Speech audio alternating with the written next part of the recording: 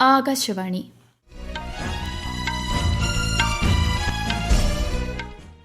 നമസ്കാരം. വാർത്തകൾ വായിക്കുന്നത് കൃഷ്ണ.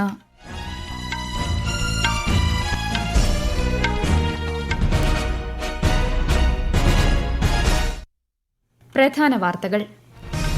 രാജ്യം ആര് ഭരിക്കുമെന്നറിയാൻ ഇനി മണിക്കൂറുകൾ മാത്രം. 2.5 മാസം നീണ്ട കാത്തിരിപ്പിന്റെ വിരാമമിട്ട് ലോക്സഭാ തിരഞ്ഞെടുപ്പിന്റെ വോട്ടെണ്ണൽ അല്പസമയത്തിനകം ആരംഭിക്കും. കേരളത്തിൽ വോട്ടെണ്ണൽ നടക്കുന്നത് 20 കേന്ദ്രങ്ങളിൽ. സ്ട്രോങ് റൂമുകൾ തുറന്നു. ആദ്യ ഫലസൂചനകൾ 9 മണിയോടെ. ആത്മവിശ്വാസത്തോടെ മുന്നണികൾ. തിരഞ്ഞെടുപ്പ് ഫലം കൃത്യതയോടെ ജനങ്ങളിലെത്തിക്കാൻ പൂർണ്ണ സജ്ജമായി ആകാശവാണി പ്രാദേശിക വാർത്താ വിഭാഗം. അരമണിക്കൂർ ഇടവിട്ട് പ്രത്യേക വാർത്താ ബുള്ളറ്റിനുകൾ. ആദ്യ ബുള്ളറ്റിൻ 8:30. അസമിൽ വെള്ളപ്പൊക്കം രൂക്ഷമായി തുടരുന്നു. ദുരിതം ബാധിച്ചത് 10 ജില്ലകളിലായി 6 ലക്ഷത്തിലധികം പേരെ.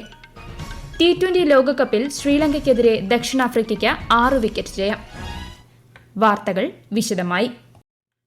ലോക്സഭാ തിരഞ്ഞെടുപ്പിന്റെ വോട്ടെണ്ണൽ അല്പസമയത്തിനകം ആരംഭിക്കും. 2.5 മാസം നീണ്ട കാത്തിരിപ്പിനാണ് വിരാമമാകുന്നത്. 8 മണിക്ക് വോട്ടെണ്ണൽ ആരംഭിക്കും. 9 മണിയോടെ ആദ്യ ഫലസൂചനകൾ ലഭ്യമാകും.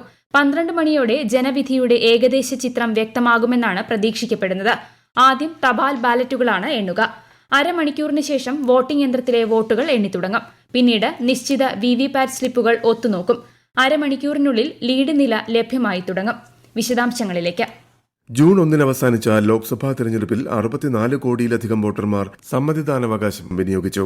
ആകെ വോട്ട് ചെയ്ത 64.2 കോടി പേരിൽ 31.2 കോടി വനിതകളായിരുന്നു. തുടർ ഭരണമെന്ന എക്സിറ്റ് പോൾ പ്രവചനങ്ങളുടെ ആത്മവിശ്വാസത്തിലാണ് ഭരണപക്ഷം. ഇത്തവണ 400 സീറ്റ് കടക്കുമെന്നാണ് NDAയുടെ പ്രതീക്ഷ. 2019 NDAയ്ക്ക് 352 സീറ്റാണ് ലഭിച്ചത്. എന്നാൽ എക്സിറ്റ് പോളുകൾ പാളുമെന്നും ജനവിധി അനുകൂലമാകുമെന്നും പ്രതിപക്ഷ സഖ്യം വ്യക്തമാക്കുന്നു. 295 സീറ്റിൽ കുറയില്ലെന്നാണ് അവരുടെ നിഗമനം. എക്സിറ്റ് പോൾ പ്രവചിക്കുമ്പോഴുള്ള മുന്നേറ്റം BJPക്ക് ഉണ്ടാകില്ലെന്ന് കോൺഗ്രസും ആവർത്തിക്കുന്നു. 44 ദിവസം നീണ്ട തെരഞ്ഞെടുപ്പ് പ്രക്രിയയ്ക്കൊടുവിലാണ് വോട്ടെണ്ണൽ. ഏപ്രിൽ 19 ആദ്യഘട്ട വോട്ടെടുപ്പ്. തിരഞ്ഞെടുപ്പ് ഫലം വരാനിരിക്കെ രാജ്യത്തെ ഓഹരി വിപണികളിൽ റെക്കോർഡ് കുതിപ്പാണ് ഇന്നലെ ദൃശ്യമായത്. News desk, Akashvani.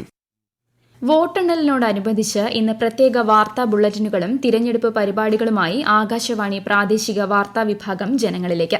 ആകാശവാണി ദിനവും പ്രക്ഷേപണം ചെയ്യുന്ന വാർത്തകൾക്ക് പുറമെ വോട്ടെണ്ണലിന്റെ തത്സമയ വിവരങ്ങൾ ഉൾപ്പെടുത്തി ഇന്ന് രാവിലെ 8:30 മുതൽ അരമണിക്കൂർ ഇടവിട്ട് പ്രത്യേക വാർത്താ ബുള്ളറ്റിനുകൾ ഉണ്ടാകും.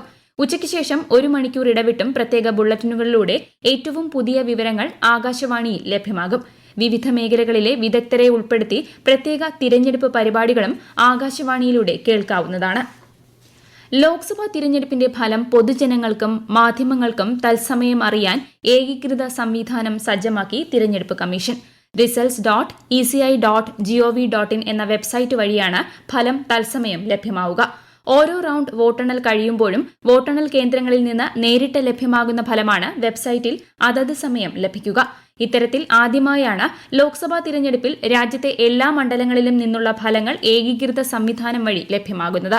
വോട്ടർ ഹെൽപ്പ് ലൈൻ ആപ്പ് വഴിയും തത്സമയ വിവരം ലഭ്യമാകും. സംസ്ഥാനത്ത് വോട്ടെണ്ണലിനുള്ള ഒരുക്കങ്ങൾ പൂർത്തിയായതായി മുഖ്യ തിരഞ്ഞെടുപ്പ് ഓഫീസർ സഞ്ജയ് കൌൾ.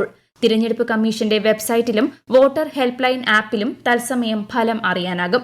Returning officer, assistant returning officer, സ്ഥാനാർത്ഥികൾ, തിരഞ്ഞെടുപ്പ് ഏജന്റുമാർ, തിരഞ്ഞെടുപ്പ് കമ്മീഷൻ നിരീക്ഷകർ തുടങ്ങിയവരുടെ സാന്നിധ്യത്തിൽ സ്ട്രോങ് റൂമുകൾ തുറന്നു. വിശദാംശങ്ങളിലേക്ക്. ഓരോ അസംബ്ലി മണ്ഡലത്തിലെയും വോട്ടുകൾ എണ്ണാൻ ഓരോ ഹാൾ ഉണ്ടായിരിക്കും. ഓരോ ഹാളിലും പരമാവധി 14 മേശകളാണ് ഉണ്ടാവുക. ഓരോ മേശയ്ക്കും ഒരു കൌണ്ടിംഗ് സൂപ്പർവൈസർ ഉണ്ടാകും. ഒരു കൌണ്ടിംഗ് അസിസ്റ്റന്റ്, ഒരു മൈക്രോ ഒബ്സർവർ എന്നിവരും വോട്ടെണ്ണൽ മേശയ്ക്ക് ചുറ്റുമുണ്ടാകും. കേരളത്തിലെ 20 മണ്ഡലങ്ങളിൽ ആകെ 194 സ്ഥാനാർത്ഥികളാണ് മത്സരിച്ചത്. 72.07% പോളിംഗ്. കഴിഞ്ഞ 2 ലോക്സഭാ തെരഞ്ഞെടുപ്പുകളേക്കാൾ പോളിംഗ് ഇത്തവണ കുറവായിരുന്നു. കഴിഞ്ഞ തവണ ഒറ്റ സീറ്റിൽ മാത്രം ജയിച്ച LDF ഇത്തവണ എന്തായാലും നില മെച്ചപ്പെടുത്താമെന്ന കണക്കുകൂട്ടലിലാണ്. ലോക്സഭയിൽ കഴിഞ്ഞ തവണത്തെ നേട്ടം ആവർത്തിച്ച് നിയമസഭാ തെരഞ്ഞെടുപ്പിലേറ്റ തിരിച്ചടിയിൽ നിന്നും കരകയറാനാകുമെന്ന് UDFും പ്രതീക്ഷിക്കുന്നു. കേരളത്തിൽ അക്കൌണ്ട് തുറക്കാൻ ആഗ്രഹിക്കുന്ന BJPക്ക് ഫലം അനുകൂലമായാൽ ചരിത്ര നേട്ടമാകും. News desk, Akashvani. കണ്ണൂർ ജില്ലയിൽ വോട്ടെണ്ണലിനോടനുബന്ധിച്ച് സുരക്ഷാ ക്രമീകരണങ്ങൾ ശക്തമാക്കി. 2000 പോലീസുകാരെ സുരക്ഷയ്ക്കായി നിയോഗിച്ചു. വടകര മണ്ഡലത്തിൽ പ്രത്യേക സുരക്ഷ ഏർപ്പെടുത്തിയിട്ടുണ്ട്. കണ്ണൂർ, വടകര, കാസർഗോഡ് ജില്ലകളിലെ പ്രധാന നേതാക്കളുടെ വീടുകൾ പോലീസ് നിരീക്ഷണത്തിലായിരിക്കും. രാഷ്ട്രീയ കുറ്റവാളികളെ ആവശ്യമെങ്കിൽ കരുതൽ തടങ്കലിൽ പാർപ്പിക്കും. ആന്ധ്രാപ്രദേശ്, ഒഡീഷ നിയമസഭയിലേക്കുള്ള തിരഞ്ഞെടുപ്പുകളുടെയും വിവിധ സംസ്ഥാനങ്ങളിൽ നടന്ന ഉപതിരഞ്ഞെടുപ്പുകളുടെയും ഫലവും ഇന്ന് പ്രഖ്യാപിക്കും. ആന്ധ്രാപ്രദേശിലെ 175 മണ്ഡലങ്ങളിലേക്കും ഒഡീഷയിലെ 147 സീറ്റുകളിലേക്കുമാണ് തിരഞ്ഞെടുപ്പ് നടന്നത്. ആന്ധ്രാപ്രദേശിൽ YSR കോൺഗ്രസും TDP, BJP, JSP സഖ്യവും കോൺഗ്രസ് ഇടത് സഖ്യവും തമ്മിലായിരുന്നു മത്സരം. ഒഡീഷയിൽ ബിജു ജനതാദളും BJPയും കോൺഗ്രസ്, ആം ആദ്മി, ഇടത് പാർട്ടികളും മത്സരരംഗത്തുണ്ടായിരുന്നു. ഇന്നലെ പശ്ചിമബംഗാളിൽ ബരാസത്ത്, മധുരാപൂർ പാർലമെന്റ് മണ്ഡലങ്ങളിലെ 2 ബൂത്തുകളിലെ റീപോളിംഗ് നടന്നിരുന്നു. സിക്കിമിൽ പ്രേം സിംഗ് തമാങ് തുടർച്ചയായി 2ാം തവണയും മുഖ്യമന്ത്രി പദത്തിലെത്തുമെന്ന സൂചന. അരുണാചൽ പ്രദേശിൽ BJPയുടെ പേമ ഖണ്ഡു 3ാം തവണ മുഖ്യമന്ത്രിയായേക്കും. മുഖ്യമന്ത്രി പിണറായി വിജയൻ ക്ലിഫ് ഹൌസിലും പ്രതിപക്ഷ നേതാവ് VD സതീശൻ കണ്ടോൺമെന്റ് ഹൌസിലും ഇരുന്ന് തിരഞ്ഞെടുപ്പ് ഫലം വീക്ഷിക്കും.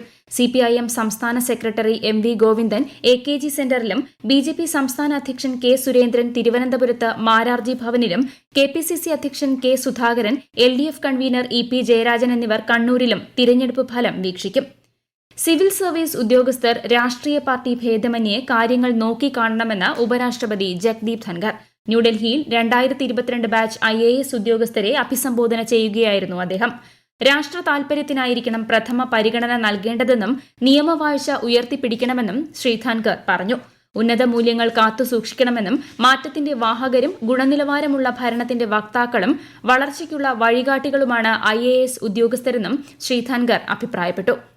വേനൽ ചൂടിൽ ദേശീയ തലസ്ഥാനത്തെ ജലക്ഷാമം പരിഹരിക്കാൻ ഡൽഹി, ഹരിയാന, ഹിമാചൽ പ്രദേശ് സംസ്ഥാനങ്ങളുമായി അപ്പർ യമുന റിവർ ബോർഡിന്റെ അടിയന്തര യോഗം ചേരാൻ സുപ്രീംകോടതി നിർദ്ദേശം. ജസ്റ്റിസുമാരായ PK മിശ്രയും KV വിശ്വനാഥും ഉൾപ്പെട്ട അവധിക്കാല ബെഞ്ചാണ് നാളെ യോഗം ചേരാൻ ഉത്തരവിട്ടത്. വസീറാബാദ് ബാരേജ് വഴി ഹിമാചൽ പ്രദേശ് നൽകുന്ന മിച്ചജലം വിട്ടുനൽകാൻ ഹരിയാനയോട് നിർദ്ദേശിക്കണമെന്നാവശ്യപ്പെട്ട് ഡൽഹി സർക്കാർ നൽകിയ ഹർജിയിൽ വാദം കേൾക്കുകയായിരുന്നു കോടതി. രാജ്യത്ത് ഉഷ്ണതരംഗത്തിനെ തുടർന്നുള്ള മരണം 200-നോടടുത്തു.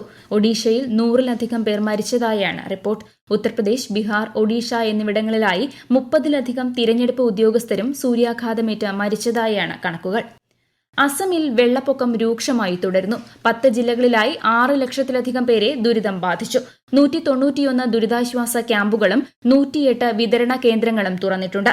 രക്ഷാപ്രവർത്തനത്തിനും ദുരിതാശ്വാസത്തിനുമായി ദേശീയ, സംസ്ഥാന ദുരന്ത നിവാരണ ഏജൻസികളുടെ സംഘങ്ങളെ വിന്യസിച്ചു. കഴിഞ്ഞ 24 മണിക്കൂറിനുള്ളിൽ കച്ചാർ ജില്ലയിൽ 4 പേർക്ക് ജീവൻ നഷ്ടപ്പെട്ടു. ഇതോടെ വെള്ളപ്പൊക്കത്തിൽ മരിച്ചവരുടെ എണ്ണം 18ആയി.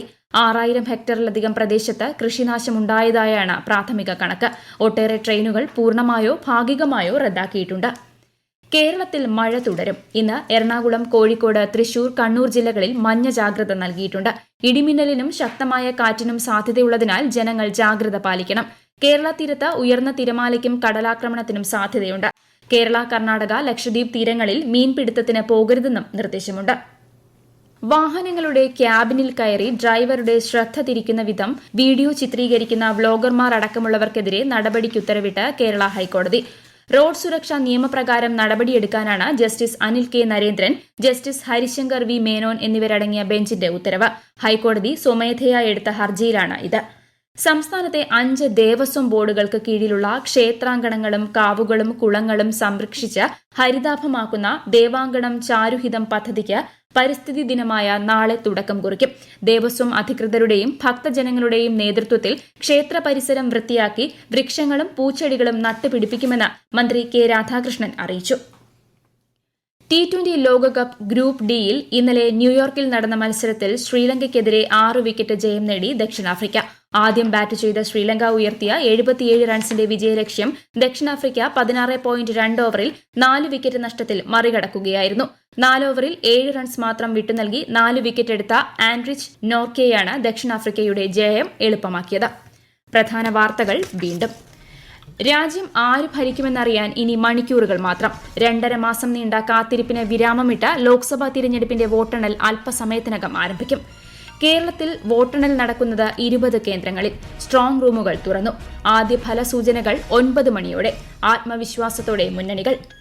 തിരഞ്ഞെടുപ്പ് ഫലം കൃത്യതയോടെ ജനങ്ങളിലെത്തിക്കാൻ പൂർണ്ണ സജ്ജമായി ആകാശവാണി പ്രാദേശിക വാർത്താ വിഭാഗം. അരമണിക്കൂർ ഇടവിട്ട് പ്രത്യേക വാർത്താ ബുള്ളറ്റിനുകൾ. ആദ്യ ബുള്ളറ്റിൻ 8:30.